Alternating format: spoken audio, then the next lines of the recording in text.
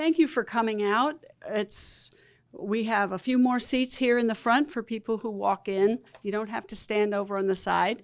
And let's just get started. We're going to spend up to an hour talking about hiring practices.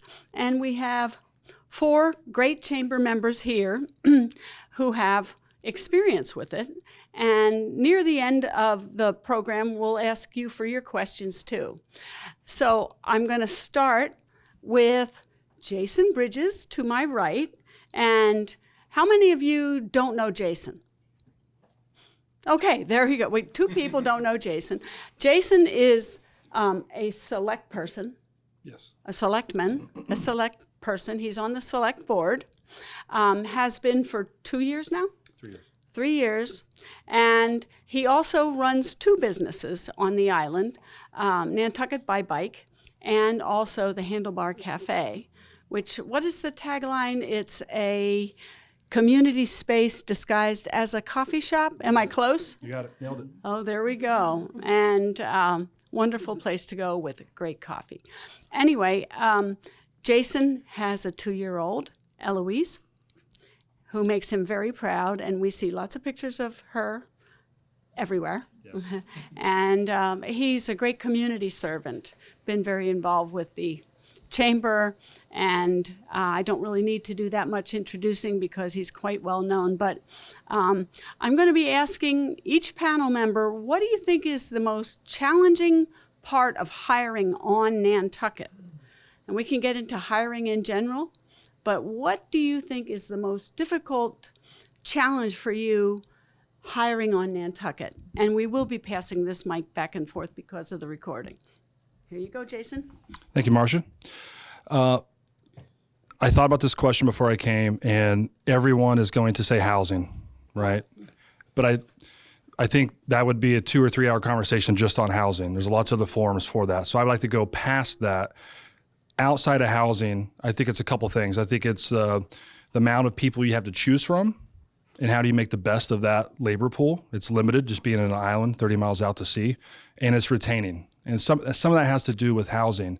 And so instead of me giving you advice on what you should do, I'm just going to give you a couple examples of things that I've done to be successful at a small coffee shop. Because if I only have 12 employees and I get 2 of them wrong, like 15 to 20% could be toxic and ruin everything. So if you have 3 employees and you get 1 wrong, you're in big trouble, right? So one hiring mistake for me can be a big deal and kind of really mess up the whole summer. In the winter. So I think one thing that has helped me outside of trying to do you have housing question is, and I guess this is for anywhere, this isn't Nantucket specific, but trying to retain people.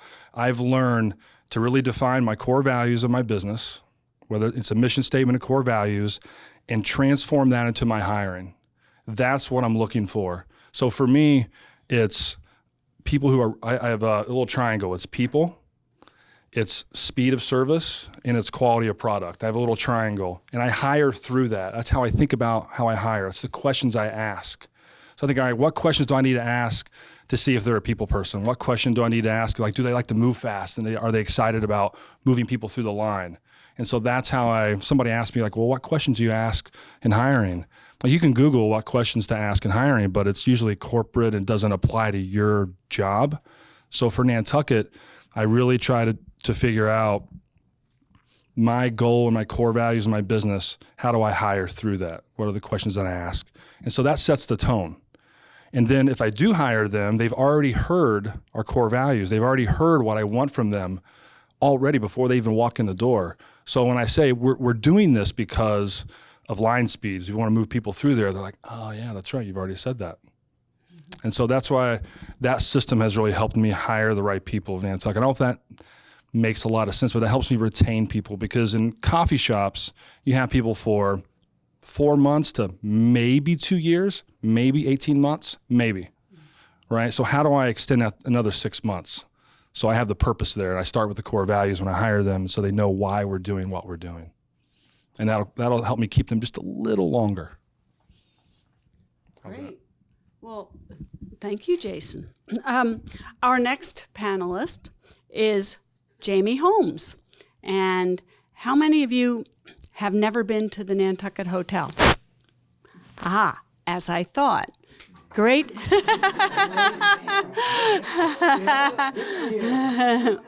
again. You're very welcome. Well, and the Nantucket Hotel has also been a great community servant in addition to providing wonderful service to all of their clients and to people of Nantucket. They're making themselves available for so many different things. And Jamie has been the general manager of this since the renovation and part of the renovation. What you might not realize is that he's been all over the place managing really, really hoity-toity, wonderful, fabulous hotels, including those in, let's see, Nevis, Virgin Gorda, the Peter Island, British Virgin Islands, and many others, I guess. And he was just telling us earlier that he actually came here for an interview in the middle of winter from the Caribbean, and you took the job. And he's still here. So, and how many employees do you have now, Jamie? This time of the year, 40 to 50, in the summer, 125. So he does a lot of hiring and he oversees that. So, Jamie, what do you think is the biggest challenge of hiring on Nantucket? Well, first, I would like to tell you that I did work in Montana on a ranch that was bigger than Nantucket. And also in the Virgin Islands on a private island that the only thing there was us and hurricanes and everything else. But Nantucket is the most severe labor market I have ever worked in. It's the most seasonal place. You know, I worked in St. Thomas. You have in season and out of season. Out of season, the businesses are still open. They're just slow. Here, out of season, everybody goes to sleep and they close up and hardly any place is open. And if you want to find a place to eat, you have to go to visitor services and ask who's open this night this week. So it's the most severe.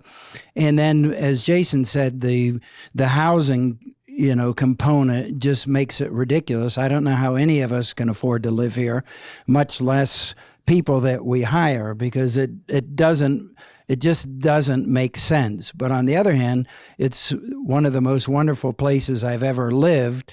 And when I came in January, it didn't look as nice as Nevis, and the palm trees weren't waving. But I have 3 daughters that I've brought up here, and they absolutely love it. And this is an amazing community.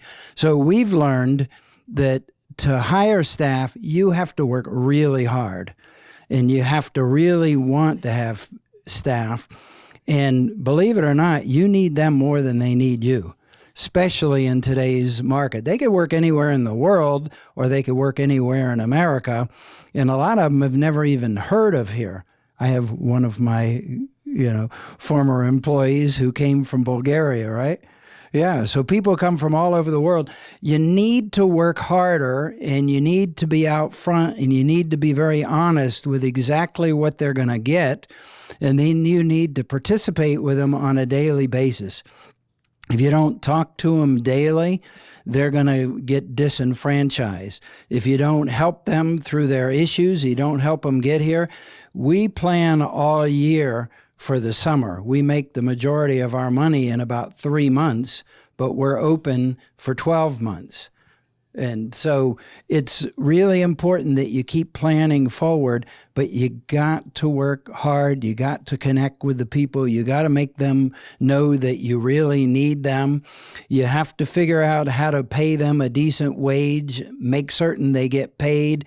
And as a corporation, because we have a few different businesses, you better be legal. And you better be following the rules. And you better remember that if you're taking housing out of their paycheck and their paycheck is coming out less than minimum wage, you are, apt to get in trouble. So you have to be really smart. You have to be really forward, and you have to be very communicative. Plus, we have a a health club, we have a restaurant, we have a hotel, we have a kids club, we have a spa, we have a lot going on. And what we've learned to do is find people that you can cross-train. Like right now, my concierge is working in the health club, greeting everybody, and so that they can have good employment year-round. But the number one thing we do is we interview for how warm and welcoming and personality. As long as we think we can train them to do the job, then we hire them based on their personality. If they're nice people, we hire them. If they have aptitude, we hire them. But we work hard at that. Like I have 2 people right now in Montenegro and Serbia and Denmark interviewing. They're having fun. Don't get me wrong. It wasn't hardship duty, but we said we need 125 people this summer, and we could just hope that they show up, or we could do something about it. We're over contracting, making job offers, sending them agreements, making certain they have everything they need and a comfort level. And guess what we get to do? We get to look them in the eye and see if they look back. We get to talk to them and see if we can understand them. And we get to see whether when they come in, whether they're looking at the ground or whether they're, how quickly they move. And if you ask them a question, do they have any personality? So if you want to hire good people, you're going to have to work harder, look for the people with the personality, train them, and remember that you're going to have to keep training them every day that you have them. And if you do a good job, they'll bring their friends. And be like me, I have 3 daughters. I hired them, and I hired my owner's kids and all my neighbors' kids and everybody else. So, but I have H-2Bs, I have J-1s, I have college students, I have high school students. And if you're going to hire high school students, there's a program for that, and they have to get their paperwork from the high school. Make certain you do that too. But we put them all together, and they all work together, and we check in with them daily. So, thank you. All right. And Thank you. And yeah. Yes, there you go. We haven't used his program, but I know people who have. And I think it really makes sense not to completely solve your hiring, but as a complement. And our thoughts are we're going to give him a try and, see if he sends us a couple of people and see if they work out. And if they do, maybe we'll give them 4 next year. And if they don't work out, then we'll let everybody get help. Yeah, we'll put them on this. We'll put them on this slow boat in January. Thank you. What insight. Our next speaker is also Jamie Nass from Or the Whale. And now this is a newer restaurant. How many of you have been there? I've been there 4 times in the last month. Good. Yes, it's one of my new favorite places. But anyway, Jamie has an interesting background, and it's great that she's on this panel because she actually, she studied psychology in college, and her first position out of college was a human resource training manager for Lord & Taylor in New York City. And she also then went to become the human resource coordinator at a nonprofit in the outback of Australia. And then she went on to become a mental health care provider. So, I mean, this is teeing her up beautifully for being on Nantucket. And then she got into the restaurant business. And she and her partner started the Sandbar and now have Or the Whale. And so thank you for being here, Jamie. And what do you think is one of the biggest challenges on Nantucket? Well, thank you for having me. I actually got into the restaurant business when I was 16, catering. So I have a lot of experience also in that. And I worked throughout my college career and, into now coming summers to Nantucket. I originally worked at Rope Walk and Club Car, the old one. So familiar with the clientele out here.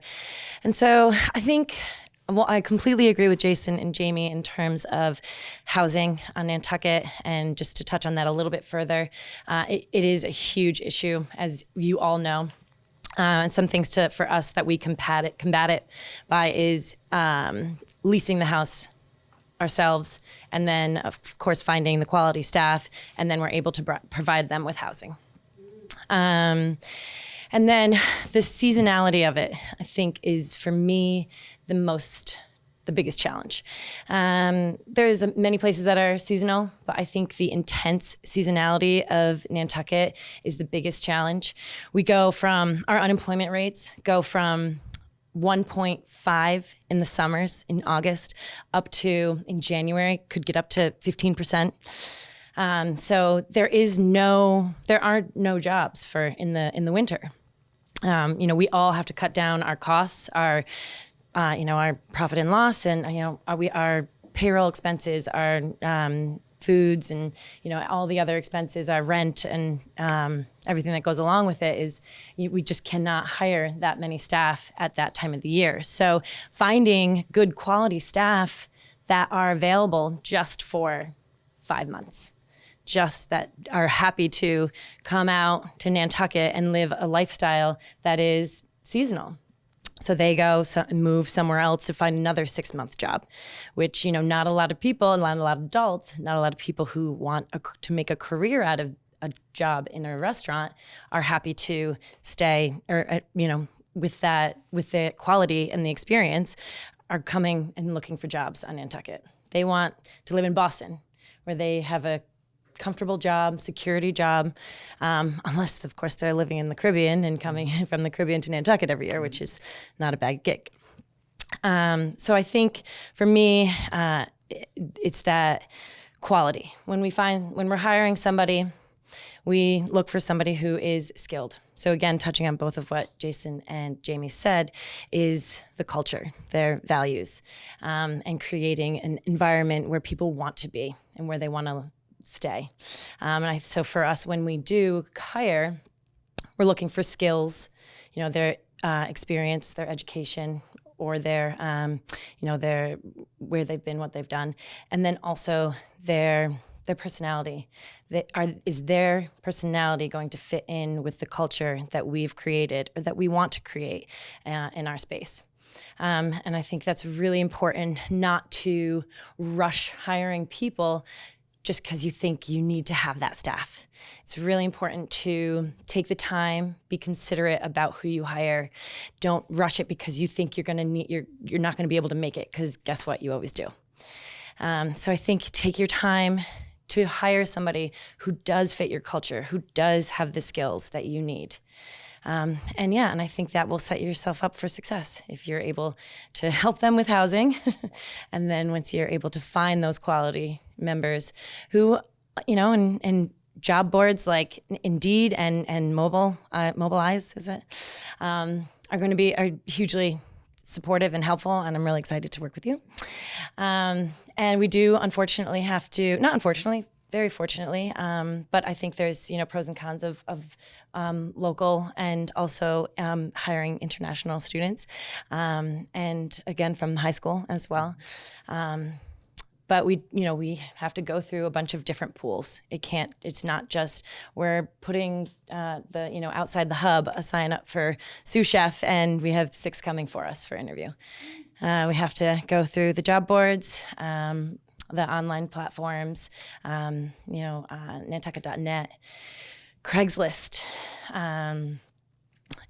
Boston, Cape Cod, newspapers. We do absolutely everything that we possibly can to find these people, which is also not necessarily the best strategy. You do get an array, but quantity over quality is not always great. So having somebody like Mobilize is hugely beneficial. So yeah, that's it. I'll grab this and I'm going to move over here. Well, thank you. We'll get it right by the end of the night, Ben.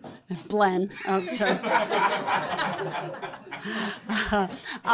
And just because we have only one mic here, I thought I'd come on over to Amanda Perry, who works for the town of Nantucket. And she has been with the town since 2013 and was recently promoted as Director of HR for the town. And how many employees do you have? About 500. only 500. She has only 500 employees to have to care about. But anyway, she used to work for an accounting firm in New Hampshire as an auditor. She has a bachelor's degree in business management and accounting and an MBA from Brandeis University.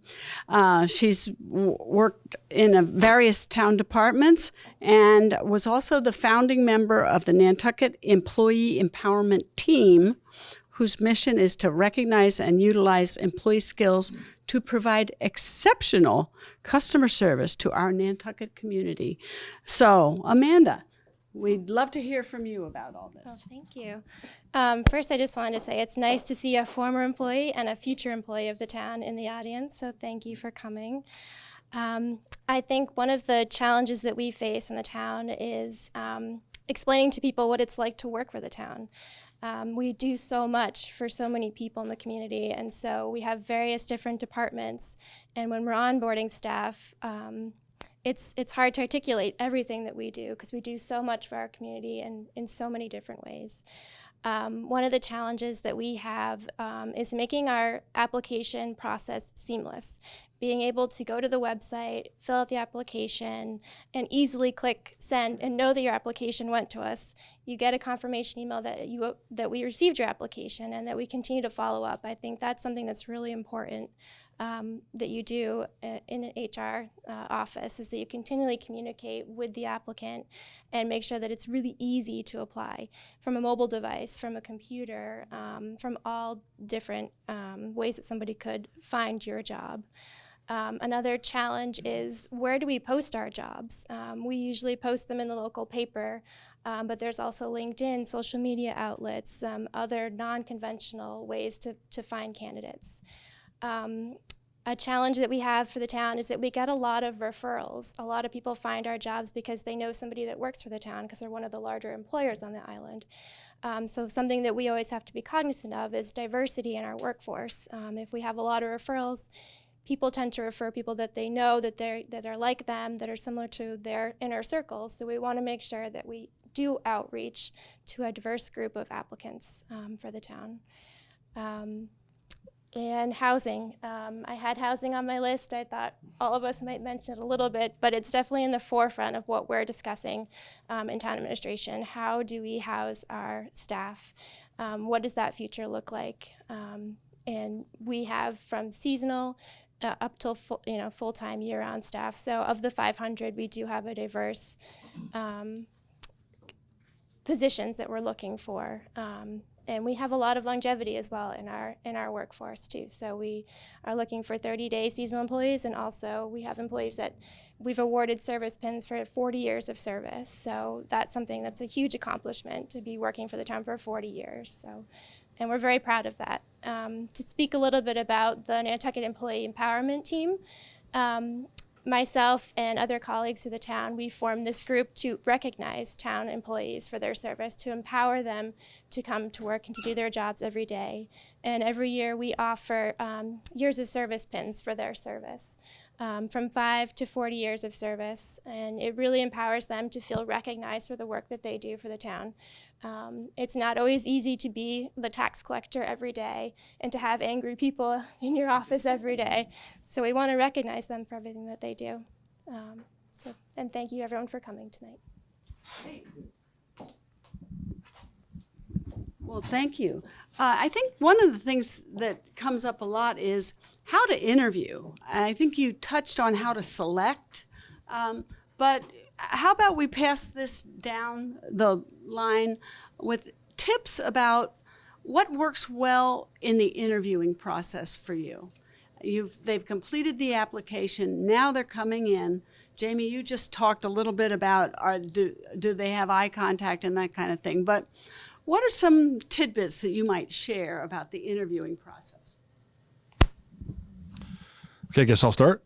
Yeah. I'll try to think of something that maybe it was a really great panel. So some little things that I do. My goal is to see the realist version of that person, and because you don't have a lot of time, right? You have a resume, you have a cover letter, you have some references, but you really need to dig into them and know the truest kind of version of them in a short amount of time. And a lot of people are nervous in interviews.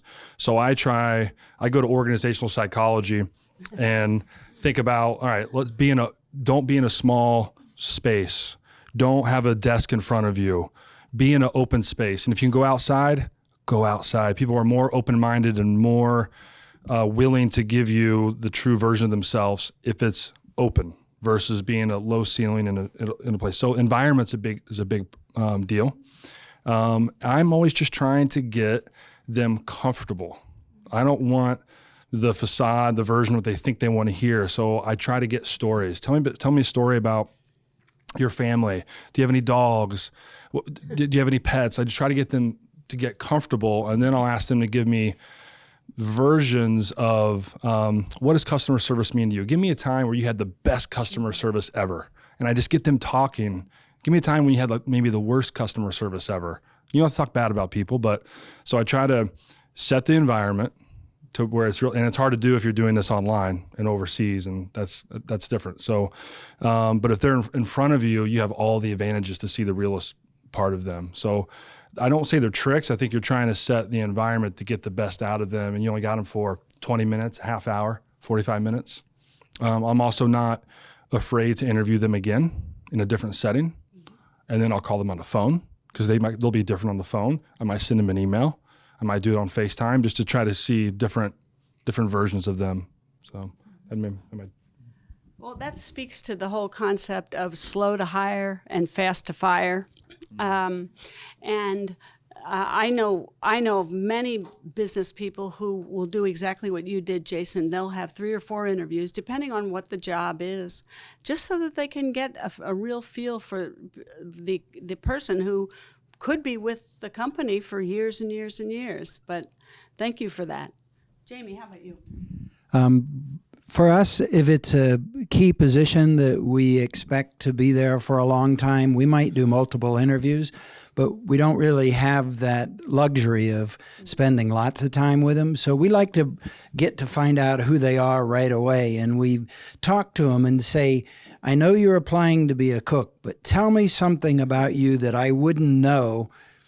You know, I know if you're a cook, you probably know about cooking stuff, but tell me something about you. And then try to get them, well, I played saxophone in high school, or I'm a black belt in such and such. And it's so amazing, the stories that people will tell you about who they are and what they've done. And then you have a little bit of handle on them. And because we are genuine and sincere, you need to remember whatever it is they told you. So when you hire them, you know, you can ask them about, you know, oh man, did you see at the music center there's a great saxophonist coming? Or, you know, did you know there's karate on the island or something? But it breaks down that sort of interview process and lets them open up about something they're passionate about. And you can even ask them that. What are you passionate about? What really gets you up in the morning? What would get you excited? What could happen in this job that would just really, you know, make you want to Instagram everybody you know? And they look at you like, well, you know, how does he know about that? You know, I said, well, yeah. But you know, that's what you have to do is break down those barriers and let the personality flow. And then you'll find out if they're any good. And you have to still teach them how to do the job and coach them and counsel them and pull them back in. But if they're good people, you can do that. Yeah, again, going off of what the gentlemen have said. So I guess once you get to that point that you have opened them up and they're starting to talk about one of their passions or, you know, a previous work experience, I really try to hone in on their body language. They're not just like their hand motions, but their eye contact, they're smiling. Are they bubbly? Do they have a personality? Are they reactive to the questions? and if that is the culture that you're trying to create in a customer service atmosphere, that is huge for us. That brings guests back into your business. And so, with that, there's something warm about, obviously, their nature. It's really challenging for us because I would say 95% of my interviews are conducted over Skype or FaceTime. So with that, I do have to hone in on the eye contact. I have to hone in on their facial expressions. Are they engaged? Are they responsive? And unfortunately, well, not unfortunately, but I test their English. We have to see how well their English is, and depending on what the position is that we're hiring for, and if they have a great personality, I see that they can fit into the culture. Maybe there's something else that they can do that doesn't require them to speak too much English. So yeah, that's about it. Something that I've been doing specifically for recruitment off island is I put up an agenda for the day, and it's either we start with a meet and greet breakfast, and then they do a tour of the island, and I try to have them meet with as many people as possible during the day, and I try to fill their day knowing that they've traveled all the way here to interview for a position. I think that also shows that we're prepared for you to be here, so we expect you to come prepared for the interview. Do your research, do your homework. We're ready to invite you to our business and to give you a tour of everything that we do. So I think that's been very helpful to be planned and organized and share that with them in advance. Also, having a meet and greet breakfast and inviting people in kind of like lets them not feel so nervous, when they first arrive. And we could even do a lunch sometimes where we bring other people in that are not like their direct managers and enjoy lunch or coffee. And that's been very good. I've gotten good feedback from that. And I think that one of the most important things that we look for when we're interviewing is being prepared for the interview process, doing your homework about the organization, about the people that you're interviewing with, know who you're meeting with. And I always try to email with the candidate before they arrive to make sure they're prepared to know, we're meeting with the town manager today. Her name is Libby Gibson. She's been with the town for this many years. And you're also going to meet with Greg Tivnan. He's our assistant town manager. He's been in this role for this many years, so that they have a background, so they're not walking into the interview not knowing who's sitting at the other side of the table. So I think that's been very good for us. That's great. Oh, I'll come to you. All right. Well, we talked a little bit about interviewing, but how about let's think about resumes. And everybody sends in resumes usually, or I guess they fill out applications. What do you look for in the resumes? And what's a make or break kind of thing? I think everybody here probably has created a resume or has used one, so it can be personal help for the people in the audience. But from a hiring perspective, what are some tidbits? What have you learned that is useful for you in reviewing resumes? I'm going to start here this time. A lot of applicants ask me, is a cover letter necessary? And I always say, well, it's not necessary, but if you'd like to include it, go ahead. And we always read the cover letter first. It tells us, their spelling and grammar, why they really want the job. Because the resume just gives you your history of your employment. The cover letter really says, I really want to work for your organization because, and makes the candidate explain why they're applying for this job. A lot of times people apply for multiple jobs, and so you'll notice that the cover letter is very standard and not specific to that position. So that is something else that we look for. Good.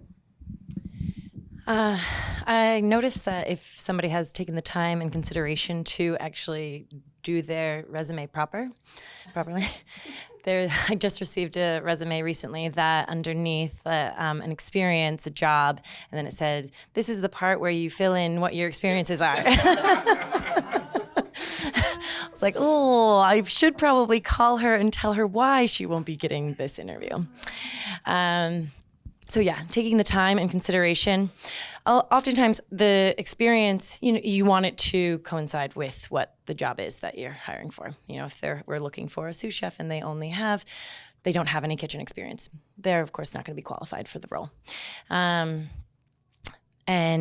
But once they have the experience, the resume, at the end of the day, if they do have that experience, it's more about the person for me. So grammar, taking the time and the intent to do the resume properly, to care about the job that they're applying for.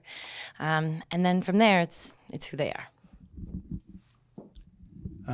We get lots and lots of resumes, and from Eastern Europe, they all have pictures. And that's something that I wasn't used to, because in the Caribbean, they don't send your picture. And some of the ones, the pictures, they're wearing their clothes for the beach on their resumes. But we look at the resume as sort of their business card.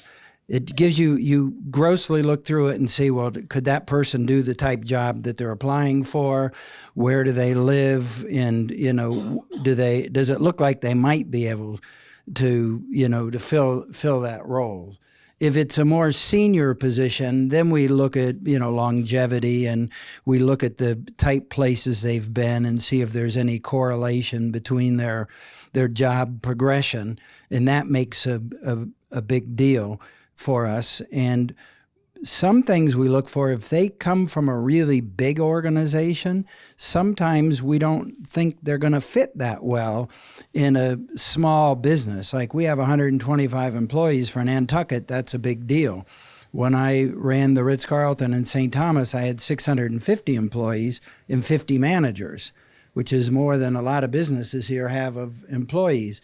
So people who are used to being executives in a big business don't always do well as a hands-on manager or a leader. And I don't know about you, but all of my managers have to become employees for part of the year, and probably more part of the year than they want. But they better drive a car or push a cart or do a dish or, help out or carry something, or they're just not going to be accepted by their fellow workers. So those are some of the things we look for. But the resume is really just sort of their business card. Then we drill down, and it gives us something to talk to them about.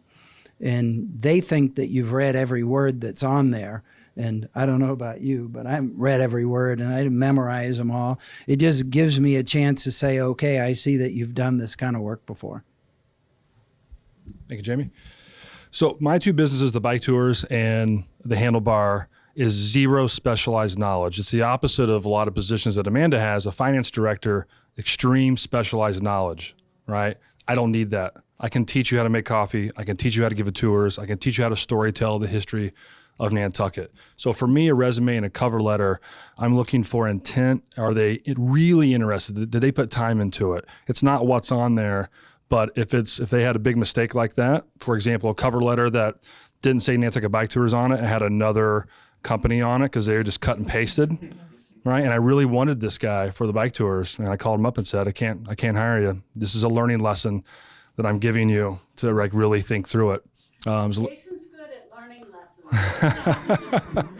So for me, my positions aren't specialized knowledge, right? I just need the personality. Do they really want to do this? And I got to dig in to figure out who they are. Because I can teach you how to make coffee. I can teach you all that stuff. But if you're not into people, if you're not open-minded into growing and those type of things that don't really come off a resume, that's why I need to talk to you a lot, whether it's through FaceTime or. So I kind of use it as a barometer of, did they put the time in? Do they really want this job? Or is it just they did 30 of them at once? So, Jamie, can I ask you to sit over there because I'm getting tired of walking back and forth. We should have set up Do you mind? Yeah. Hey, when you have one mic, I want that high. Yes, yes. Anyway, I wanted to just add on just a little bit because there is a trend in all this interviewing and resume writing that is about, don't just give me a list of what your responsibilities were previously. What results did you get? And there's this whole new trend of, and I think several people shared the whole idea of, tell me about a time when. If you're going in for an interview, you're going to be asked that much more than 20 or 30 years ago. That's the new kind of interviewing. Tell me about a time when you had a conflict with someone in your office. And or if you look at the resume and it says, was manager of blah, blah, blah for 10 years, well, what did you accomplish? So people want to see what the results were for anything that you did. At this point, does anyone have a burning question in the audience? We have a couple more that I can fill in, but okay, now I'm going to be Vanna. Here you go. Thank you. Can you just speak for a moment about hiring experience or hiring bad habits, and how you decipher how that might go when you're looking to fill a position that's established in your business? And did you say hiring bad habits? Yeah, or isn't people that have habits from other work experience that don't translate well to your environment? Okay, thank you. Who would like to answer this? There you go. Well, I think if you find somebody that you think is going to be the right fit, they have the experience that you don't know is a bad habit or not yet, and they have the personality, they fit the culture. I think doing a very thorough training of your staff is extremely important, significant. Taking the time to, train them through the systems, the operational, behind the scenes, everything that you need. Once you have gone through the training, you know that they could then train somebody else. So, and I think it's also really important to break those bad habits. And you may not see those bad habits until, you've done your thorough training, or maybe, unfortunately, you didn't do the thorough training and then the bad habits come.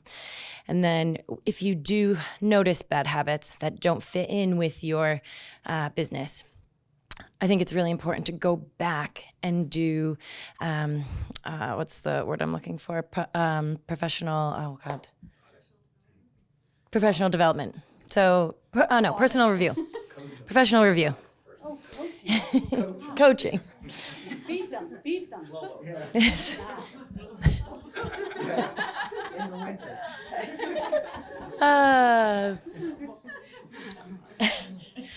Slow boat in January. We jest. They once told me at the steamship, we have 750 seats on the slow boat, but only 500 are inside. Oh. That was in January. That's what we'll be sending them.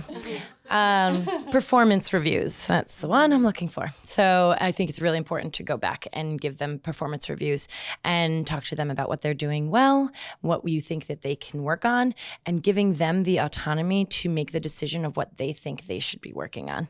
Then they feel responsible for, being a better, learning their skills and figuring out how to fit in with the community or culture.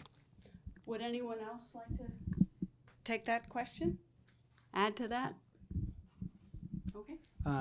So I think the question was if you hired someone that has a lot of experience and they try to bring their experience in and try to change your operation. Yeah. We had a woman who worked for me, and her daughter came to work there, and I wasn't surprised. But everything I told her, she says, "I know."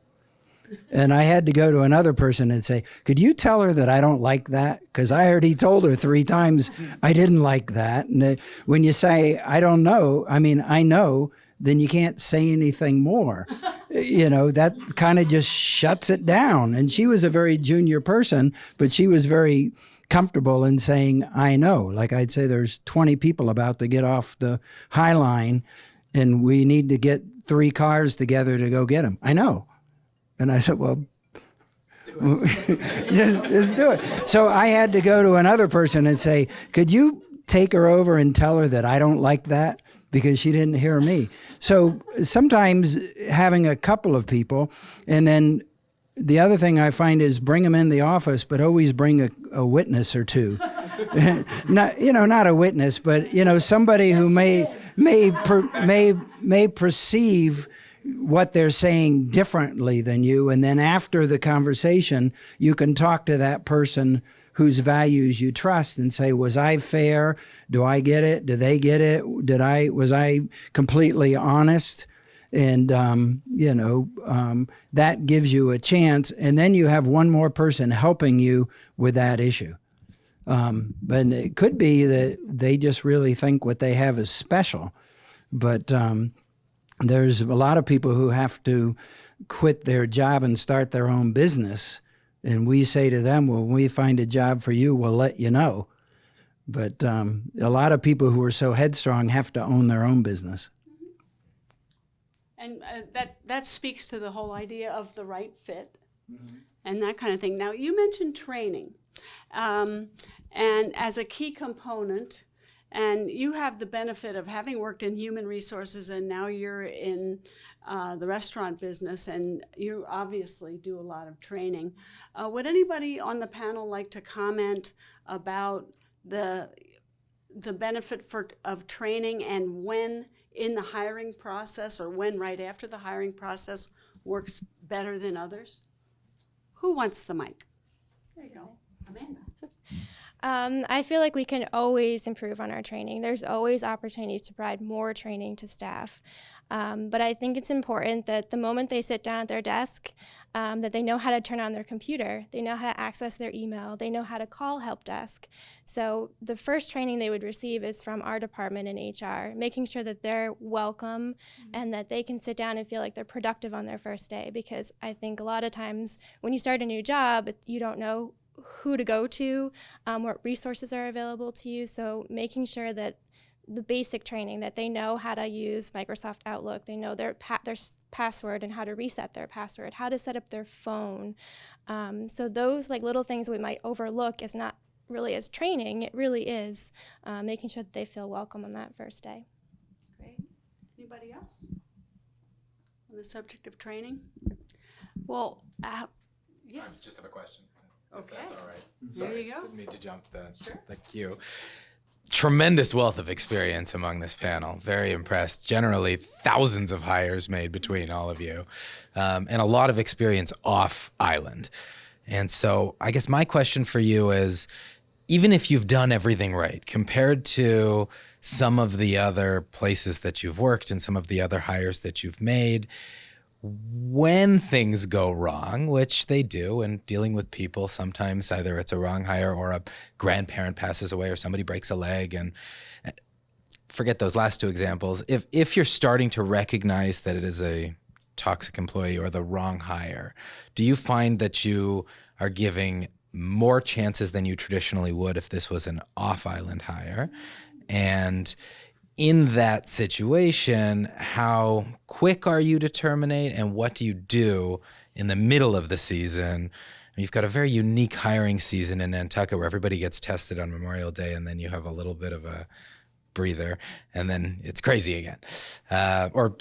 Everybody gets tested the few weeks before Memorial Day. Anyways, so my question is at what point are you going to release that individual?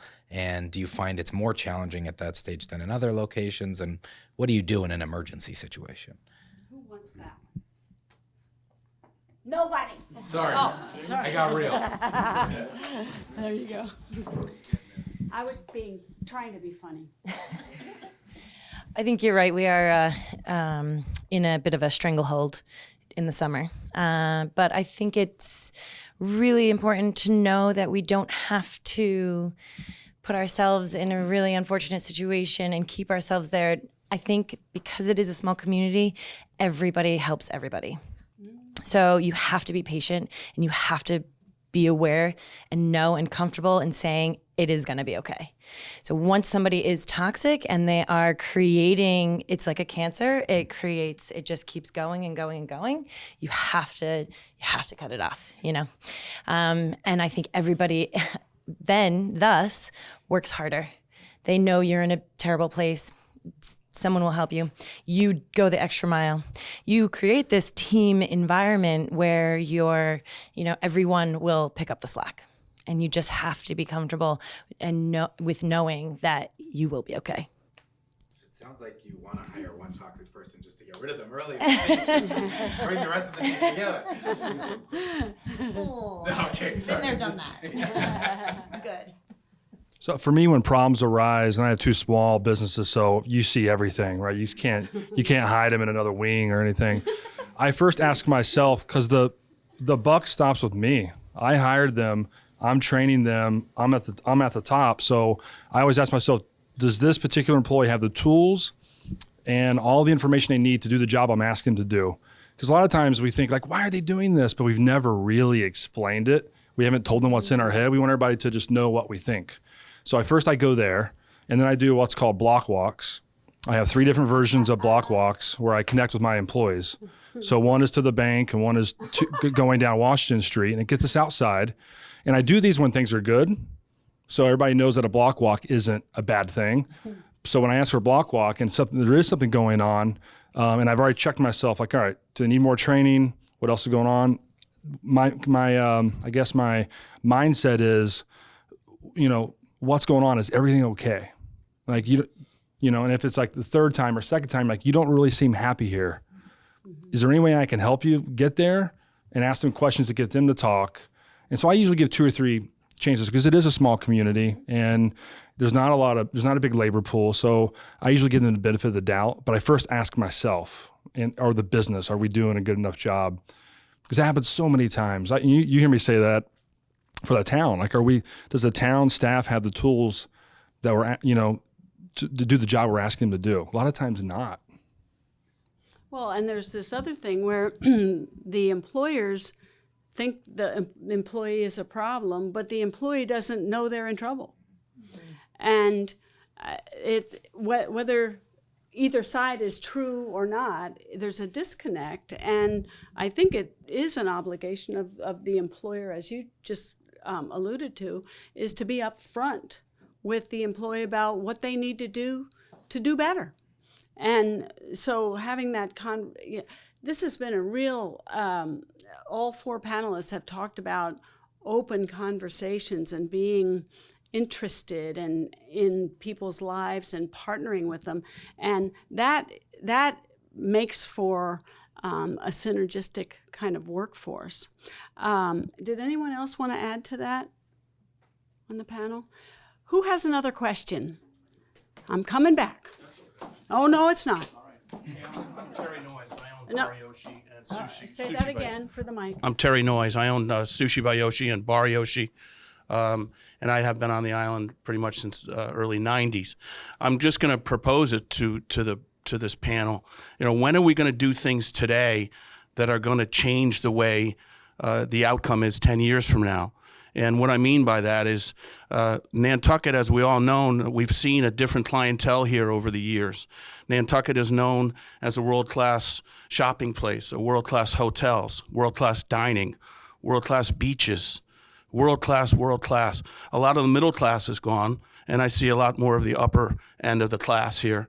Sushi by Yoshi has relocated to Old South Wharf, and our clientele is totally different. So with that being said, housing, of course, goes back to a main issue. But how do I hire world-class people? I have to go to Serbia, or I have to go. I'm not going to have 100 employees, but I'm going to double my size. I'm going to have 30 employees. I like Ben because Ben told me he's going to be hiring from Florida and from local places. And he's also touched the thing. He's got people in Palm Beach. I think Palm Beach and Nantucket have things in common, and not just our economy. However, how do I hire what Nantucket has now pinned itself up to, which is the upper edge of tourism? We're no longer getting day trippers with families. I have some Airbnbs on my property that they try to squeeze a wife and a husband and 2 kids into a queen-size bedroom, and I could tell that they're getting pinched out of Nantucket. So specifically, Jamie, do I have to send my manager to Serbia? No, you don't. Hold on. Wait for the mic. There you go. A good segue. One of the things that you have to do, obviously, when they're doing a bad job, you got to surgically remove them for your business, or your employees will all be mad at you. So that's the other half. But you also have to be loose, and you have to look for partnerships. And one thing we have done is we've found businesses on island that we can share employees with. And you have to trust those other businesses that they're not going to steal your employees, and they're going to partner with you. What it means that if I share a cook with Fasaros needs them at night, I need them during the day. Just because I brought them here and I have their visa, I can't say, well, I own them and I need them tonight. I have to say to Tom, I'm going to use them during the day. You're going to use them at night. That's going to make certain that they stay and they make enough money.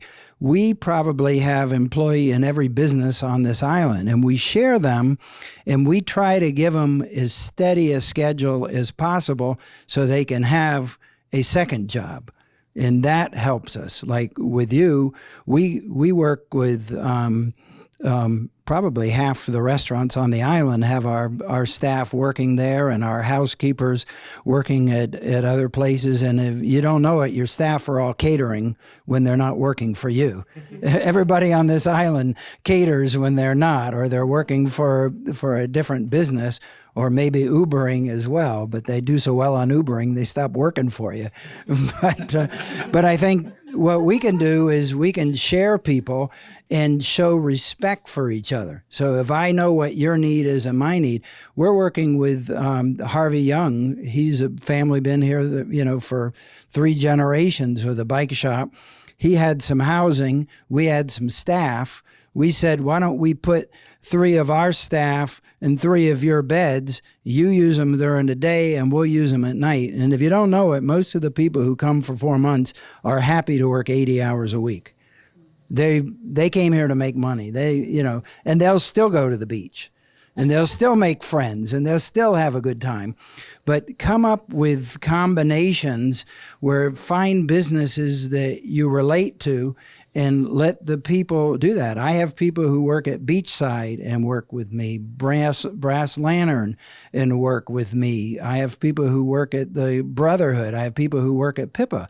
But you know what? I know it because I talk to them all and I ask them what they're doing, and then we make our schedule, because if we're housing them and we're bringing them in, we should get first choice, and then they like it if we set them up, and then they go sell their skills outside of that. Wonderful. That's a really wonderful explanation of how we collaborate because we're on an island. Who else has a comment about that? If you see my staff serving at Fasaros, it's by permission. Tom and Stacy are wonderful, and they totally respect. If we have a really big party and I have to take somebody who normally works there at night, they tell them in advance and they get the night off. Wonderful. Would anyone else like to weigh in on that? I guess just quickly. Sure. There's if you have a staff member that you like, because we are a seasonal place and they go somewhere else seasonally, you can ask them to become a staff ambassador. And staff ambassadors are somebody who promotes your business for them, and they find of course you still do the interview process, the vetting, but yeah, they can become ambassadors for you.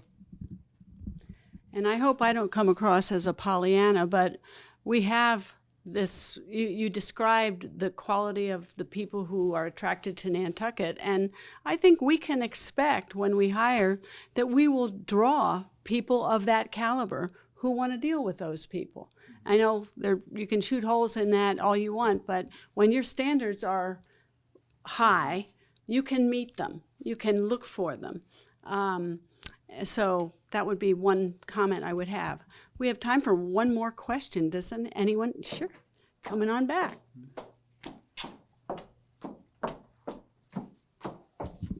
Hi, thank you. So you all touched on the seasonality of Nantucket and why that makes it difficult. So wondering about tips for successfully recruiting for seasonal businesses, whether that's college or high school students or other ways, but specifics for where to find people that want to work seasonally. Great question. Who wants to take that? Amanda. So we hire about 100 seasonal employees every year, and about 40 to 45 lifeguards. And our harbor master does a significant, she takes a lot of time recruiting and finding lifeguards from universities, from other programs on the Cape, or from like other communities where maybe they work in the winter at a similar type of job and then they want to work here in the summer. We also hire a lot of community service officers. So the chief will look to different academies on the Cape or, again, universities to try to recruit people for those seasonal community service officer positions. In natural resources, we actually never really have to post those jobs. People come because they know about natural resources and they have built a really strong brand, and they get applications, I think, throughout the year of like, I'd like to come work for you. So having your brand and having your business out there as what it's like to work for our organization, I think really helps. So your website presence and especially on social media. We've been taking an initiative to really be out there on like Instagram, posting Instagram stories on what it's like to work a day in the life of someone who's working in the shellfish hatchery or in town hall. That's been really helpful, and people watch that. So if you build that brand, people will recognize what you do, and they'll seek employment from your organization. Anyone else?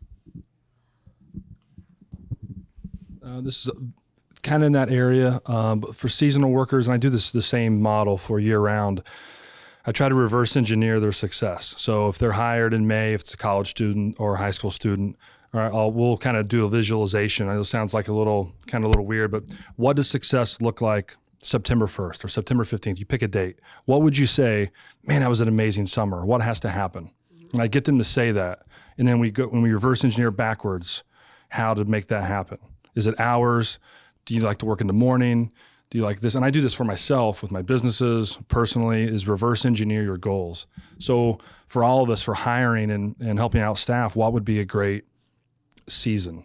And then kind of work your way backwards. I feel that that's helped me. I'm a little different than everybody else up here in a way that I help my staff leave the handlebar. My goal is to help them move on, because they're not going to do this for 5 or 6 or 10 years. So I try to invest in them. Like, what are you looking for? Are you just here for a summer? Are you looking here? We'll do it for a couple of years. What are you trying to do? Are you just here to make money? Are you kind of in this weird place? Or, I try to find out what they're into. And I say, well, how can a handlebar help you? Can a handlebar teach you small talk skills? Can a handlebar teach you how to do a spreadsheet and do, like, what are you into on profit and loss? Or we'll do portion control and try to teach them the skills. So I try, like, how can a handlebar help them? And so if they can learn a skill to handlebar that can take them to their next job, then I feel like they've learned something. And so that gives me a why and a purpose, gives them a why and a purpose. It's not just handing out coffee. I'm trying to teach them how to connect with people. And if they get really good at this, they'll be able to do this at their next job, whenever that is. And very rarely does somebody ever give me a 2-week notice. They usually tell me they're looking, and then I help them. So they have, Jason, I'm looking for another job, and I need a handlebar. I'm like, how can I help? Where are you looking? I'll give you a reference. And if you create that environment, no one just leaves. Now, it's taken me years to get this. It didn't happen overnight. But I think that's kind of maybe answered some of your question, Emma. Well, we're getting very close to ending this, and I asked each of the panelists to very briefly, what is one piece of advice you'd like to share with everybody here? Something you learned, you blew it, you knew it, and what you learned through it, or just 2 or 3 sentences about what they can do to hire better on Nantucket. So, Amanda. Something I think that's very powerful that I've started sharing with other department heads in the town is the data that we collect through recruitment. So from the date a position is posted till the day it's filled, how long did that take? How many applications did we receive? Were they internal or external? Did we have to post it twice, and why?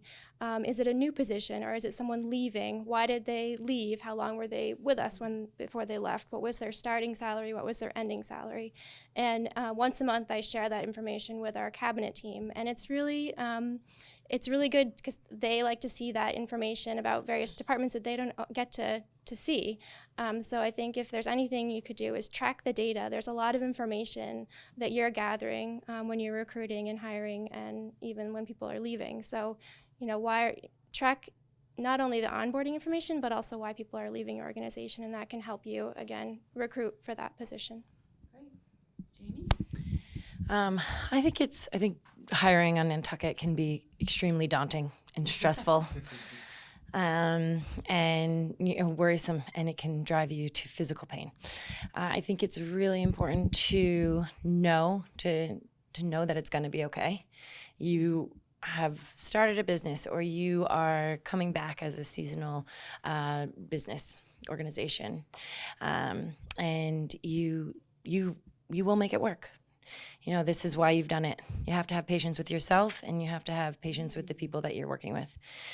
And I think if you tick off a couple boxes a day, it then can become a little bit less daunting. You make sure that at least every day you're getting a few things done, and it can become a little bit easier for you. Great. Jason? I'm going to get a little weird here, but back to organizational psychology. If anybody heard of the Pygmalion effect or the Bloomers effect? So there was a study done a while back where some research scientists went to a school in San Francisco, grades 1 through 5, and they said, we're going to do this IQ cognitive test on all the students. And this IQ test is going to tell us who are going to be your bloomers. The top 20% are going to do the best in the whole year. And we'll know this because we'll administrate this test at the end of the school year, and we'll show you that these top 20% will increase the most in IQ. So they did this test and they gave it to all the teachers. Here's your top 20%. Who's going to grow their IQ the most? At the end of the year, they do the test again. Sure enough, that 20%, their IQ increased the most. The trick is they picked those kids at random. The teachers thought that they were the brightest and the bloomers. And so they handled them differently. They talked to them differently. Their expectations for them were higher, so they did better. They've replicated this in the military and boot camp, so it's not just kids. So knowing these things, I set high expectations, as in believing in them, in my staff, and they can rise to it, right? It's the law of the lid. So I think hiring is one big piece, but retaining is huge. If I get a high school kid that will work for me 3 years through high school and 2 years through college, my turnover is so low, and I can't. It's even hard to put a number on that. But I have to invest in them, and so those type of things, the Bloomers effect, the Pygmalion effect, really helped me invest and give me a framework and a structure for my staff. Jason, I completely agree. When I get the seasonal person back the second year, you shake their hand and you just say, "Go to work," right? You have that. In the second year, they know what to do. They know where to go. They know where the ice machine is. They know where they're not supposed to be, and they know all that stuff. So that's critically important. One thing that we didn't do initially was send, like when we wanted to hire people, we send them a job offer. And some people were afraid, well, if you make them an offer and you can't hire them, then they're going to sue you. And, and we finally said, well, anybody could sue anybody anytime they want. So don't worry about that. If you're giving someone a job and they're not down the road, you better send them a piece of paper telling them what their job is, what day to start, how much they're going to get paid, how much their rent is, and, how long the job's going to be. And we weren't doing that. And we were losing them to other people who were saying, look, I have a job for you, and this is the date it's going to start, and this is how much you're going to make. So, sometimes these formalities actually, really help. But then that helped us define, okay, when do we need them here? And if we know when we need them, that's when we want them. And they may say, well, I can't come then. Well, you've forced them to tell you something that you didn't know. Everybody wants a job, but maybe they want it when you don't need them. The other thing we didn't talk about it, I love college students. I think they're wonderful. They're bright. I was one. But they don't fit our model very well anymore. They used to, because our season used to be from Memorial Day to Labor Day. My Septembers are just as good as July. And I'm busy right through the middle of October, and I have lots going on right through the middle of January. So we have to blend those. But college kids, especially ones who have homes out here, aren't usually that hungry either. So they're not going to get up that early in the morning. They're not going to want to do some of the jobs that you ask them to do. So we blend every type. And don't get me wrong, there's some great college kids that are really hungry and really want to work, but I don't base my seasonal employment on them. Most of those, as I was telling Ben, are because my owner's friends ask them to do them a favor. And we do. You get those, and you try your hardest, but they don't always work out. But they're only one of a few. But the most important thing is you need them more, than they need you, and they need to know you care. They don't care how much you know. They know how much you care. So that's what really makes a difference. Show them you care, check in with them.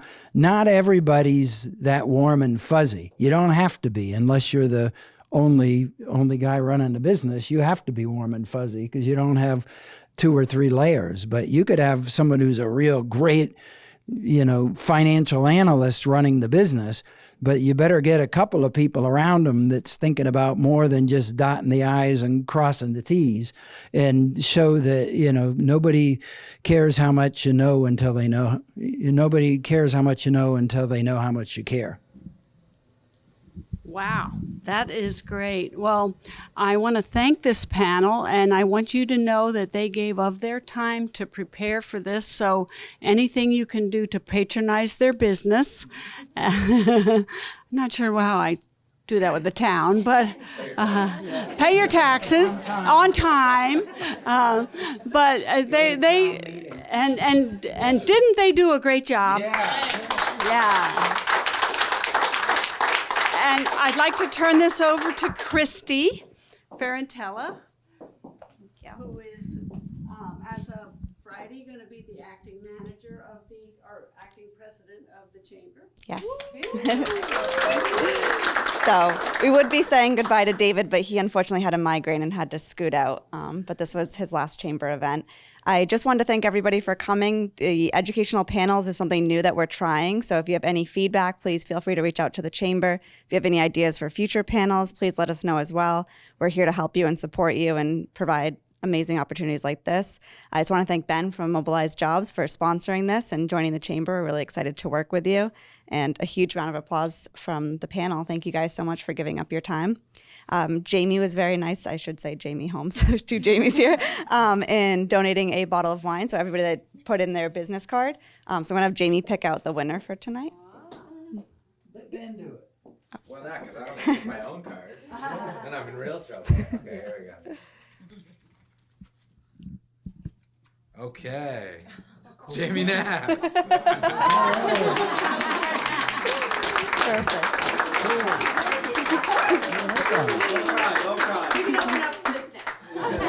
Thank you, everybody.